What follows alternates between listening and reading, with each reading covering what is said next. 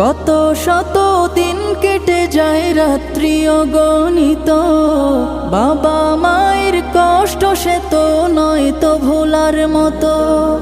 কত শত দিন কেটে যায় রাত্রি অগণিত, বাবা মায়ের কষ্ট সে তো নয় তো ভোলার মতো।